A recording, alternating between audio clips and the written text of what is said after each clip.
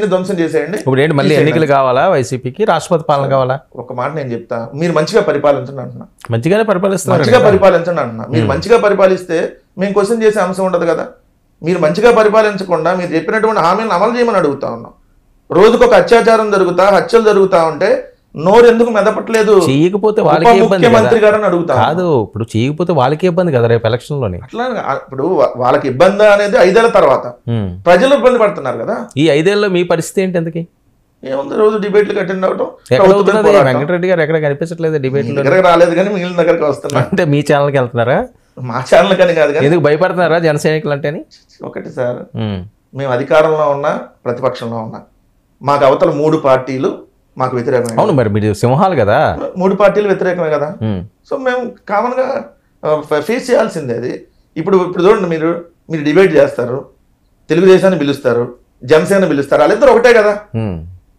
మరి ఎలా 1-to-1 చేసుకోవాలి? ఇంకా డిబేట్లే చేయకూడదు. మేము వచ్చి ఒకరిమే మాట్లాడతాం, అయినా కూడా మేము ఎక్కడ కూడా వెనకడుగు వేసే ప్రసక్తి లేదు అంటున్నాం. ఇవన్నీ అలవాటు అయిపోయింది సార్.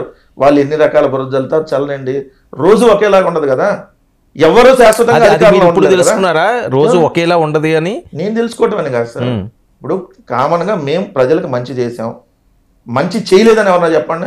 మేము అమ్మఒడి, లేదంటే ఆరోగ్యశ్రీయో, మేము లేదంటే ఇళ్ల పట్టాలు ఇచ్చో, లేదంటే పోర్టుల నిర్మాణాలు, లేదంటే మీరు అన్నట్టుగా ఈ రోజు ఇంగ్లీష్ మీడియం విద్య, అన్ని మేము ప్రజలకు మంచి కార్యక్రమాలు చేసాం. ఎందుకు మరి మీరు గెలలేకపోయారండి? కనీసం 11 సీట్లు ఎక్స్ట్రా ప్లేయర్ కూడా లేని టీం అయిపోయిందని కదా. వాళ్ళు ఎక్స్ట్రా ప్లేయర్ లేరు, క్రికెట్ టీంతో కంపేర్ చేసి 11 మంది. సో విమర్శలు చేస్తారు ఓడిపోయినాక. కొన్నాళ్ళు సంబరపడమంట అంతే. కొన్నాళ్ళు సంబరపడండి. రేపొద్దున ఆళ్ళు ఇల్లు కొట్టుకుంటున్నప్పుడు మేము ఎంజాయ్ చేస్తాం. అప్పుడు ఆళ్ళు ఇల్లు కొట్టుకుంటారా? ఖచ్చితంగా. జనసేనల్ని కడ్రాయల మీద నిలబెడితేనే అడిగే దిక్కు లేదండి పవన్ కళ్యాణ్కి, జనసేనలకి. తెలుగుదేశం మంత్రి అడ్డుకున్నాడని అదంతా ఫేక్ అని కదా. ఎవరిని? వాళ్ళందరూ ఫేక్ బ్యాచ్ అని. ఆ ఫోటోలు ఫేకా? ఫేక్ బ్యాచ్ అని. అది జనసేన వాళ్ళు కాదు అని కదా వాళ్ళు క్లైమ్ చేస్తారు. తెలియదు. రేపు పొద్దున్న తెలుగుదేశం డిబేట్, తెలుగుదేశం అది మన జనసేన డిబేట్లకు వచ్చి మాట్లాడే వాళ్ళు కూడా తెలుగుదేశం మీద ఏమైనా విమర్శలు చేస్తే అసలు మేము పంపించలేదండి వాళ్ళ డిబేట్లు, మా సంబంధం లేదంటారే వాళ్ళు. రేపు పొద్దున అలా అన్నా కూడా ఇప్పుడు ఏంటి, జగన్మోహన్ రెడ్డి గారి మీద తిరుగు బావుట వేస్తున్నారా? చాలా మంది నేతలు డైరెక్ట్గా మాట్లాడుతున్నారు. ఆయన మందలించలేకపోయాడో, లేకపోతే ఆయన సరిగ్గా పాలన చేయలేకపోయాడో, ఆయన వల్లే మేము ఓడిపోయామని చెప్పి స్వరాలు వినిపిస్తున్నాయి. సార్ ఒక్కటి క్లియర్గా నేను చెప్పేది ఏంటంటే, ఎవడైతే పార్టీలోంచి వెళ్ళిపోవాలనుకున్నాడో వాళ్ళు మాట్లాడతారు, పోయేవాడు పోతాడు, ఉండేవాళ్ళు ఉంటారు. మా దగ్గర 23 మంది ఎమ్మెల్యేలు వెళ్ళిపోయారు ఒక దశలో, మీకు తెలుసు. మేము ఆ రోజు అపోజిషన్లో ఉన్నప్పుడు దఫాలుగా 4 మంత్రులు కూడా ఇచ్చారు. ఏమన్నా అయిందా వైఎస్ఆర్ కాంగ్రెస్ పార్టీకి? జగన్మోహన్ రెడ్డి గారిని 16 నెలలు జైల్లో పెట్టారు. ఏమన్నా అయిందా వైఎస్ఆర్ కాంగ్రెస్ పార్టీకి? 3 పార్టీలు కలిపి వాళ్ళు 2014 కూడా అధికారంలోకి వచ్చారు. ఏమన్నా అయిందా వైఎస్ఆర్ కాంగ్రెస్ పార్టీకి?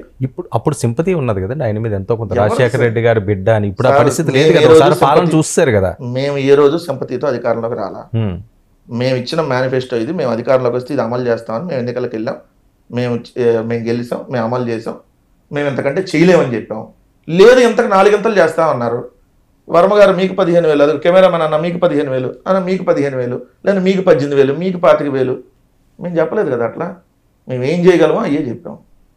సో వాళ్ళు 50 సంవత్సరాలు దాటిన వాళ్ళకి పెన్షన్ ఇస్తాం, 4,000 ఇస్తాం, ఇంట్లో ఎంతమంది ఉంటే అంతమందికి అమ్మఒడి ఇస్తాం, నెల నెల మహిళలకు 15,000 ఇస్తాం, 1,500 ఇస్తాం, బస్సుల్లో ఉచితంగా ప్రయాణం అందిస్తాం, అసలు మొత్తం సంపద సృష్టించేసి ఈ రాష్ట్రాన్ని సింగపూర్ చేస్తాం. మరి ఈ మేము చెప్పలా.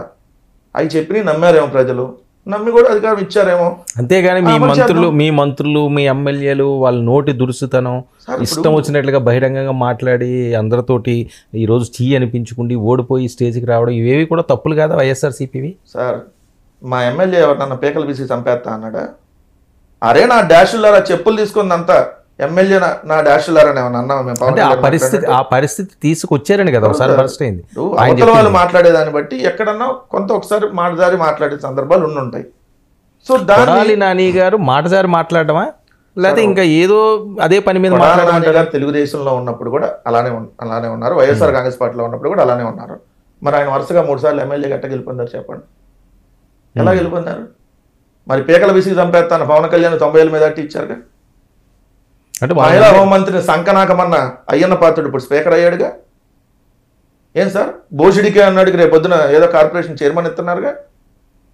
మేము మాట్లాడామా? వాళ్ళు తిట్లు తింటే ప్రమోషన్లు వస్తాయి అంతేనా? వాళ్ళు తిట్టి ఇప్పుడు ఏదో పదవుల్లో ఉన్నారు కదా. ఒక మహిళా హోంమంత్రి, ఎస్సీ హోంమంత్రిని, దళిత మహిళ హోంమంత్రిని సంకనాగమని అయ్యన్న పాత్రుడు అంటే మరి ఎమ్మెల్యే గెలిపించారు కదా ప్రజలు. మరి మేము మాట్లాడామన్నారు మీరు. సార్ అవతల వాళ్ళు మాట్లాడిన దాన్ని బట్టి ఒకసారి ఎక్కడన్నా కొంత అవ్వచ్చు, జారచ్చు. కానీ దాన్ని మాదిరితంతా కొత్తగా తప్పుగా లేదంటే మేమేదో ప్రజలకు అన్యాయం చేసినట్టుగా ఏం అన్యాయం చేసి మీ దారుణమైన ఓటమికి మీరు రివీల్ చేసుకుంటే ఏవి కనిపిస్తున్నాయి ఓపెన్గా చెప్పండి.